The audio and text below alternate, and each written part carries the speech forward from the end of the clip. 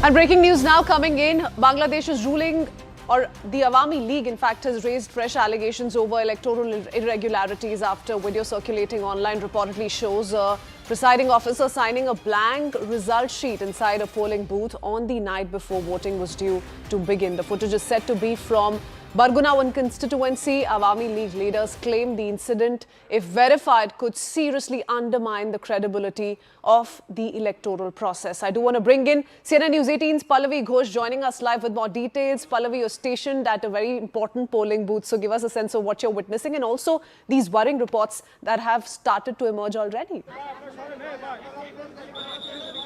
So, well, a quick update. A lot of security is being beefed up over here.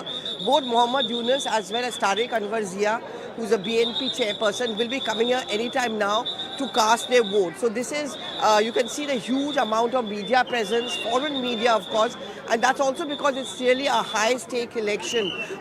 There are two important points over here, Christine. The first election in which the Awami League is conspicuous by its absence. They have been banned and you don't see any semblance of the Awami League over here. And second, this is of course called the Gen Z election. Remember the student uprising which took place last year is after that these elections are being held. 40 million first-time young voters, and all of them are going to play a very critical role in this, and that's why it's called the Gen Z election. Christine, there are two main stakeholders. There's of course the BNP plus the allies. They're hoping to bank on the more moderate image that they have, and that is where they're trying to reach out to the minorities, and of course Begum Khalida Zia's sympathy factor.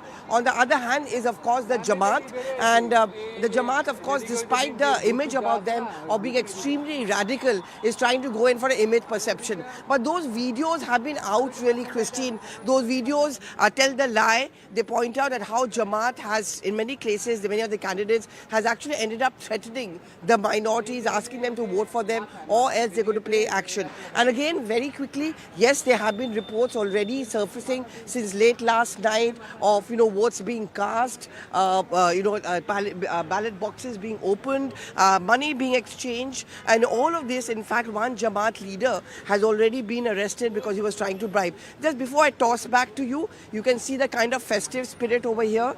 Obviously, people over here too are celebrating the first big election which is taking place. So that's the kind of pictures I leave you with. That's of course the sign that the Dhan, as they call it over here, is the symbol of the BNP. So completely a very, very festive mood over here. Right, Pallavi, if I could just come in on that as well. Of course, as the polling is underway, already marred by allegations of ballot stuffing. This is something that we've been discussing as well, the nature of these polls. What do you have to say about that? What is the sense that you're getting right now? Well, I mean, I would look at the minority votes, and I'm going to try and go to one of those areas later in the day. Voting began here around 7:30 a.m. is going to conclude by 4:30 p.m. Counting then begins 300 total parliamentary seats. There are two segments to it. One is on the referendum of the 1971 resolution, and the second, of course, is a vote as far as the BNP versus the Jamaat is concerned. The voting so far, the preliminary figures which are available with us now from the Election Commission has been quite brisk. There's a sense of enthusiasm. But I'm actually coming to you live from one of the most upscale kind of concerts. Have you cast your vote? Have you cast your vote? Yeah. Yeah, okay. So I can see the festive spirit over here. Yeah. How does it feel to go and give the vote? It's really festive. Yeah, it's really festive. We voted very, nicely. There's no chaos, nothing. Very disciplined. That's it. So what is it that Bangladesh is looking at through these elections? We are looking forward for a peaceful country, and prosperous. I believe this time people will learn. So they will fulfill our desires. I hope so. But how far it is going, I don't know. Okay, time will tell. So yes, that's a vote for political stability, for reforms and for development. And as a gentleman told me, yes, there's a bit of a festive spirit over here as well. Okay, thank you so much, Pallavi, for getting us that quick update. Let's quickly talk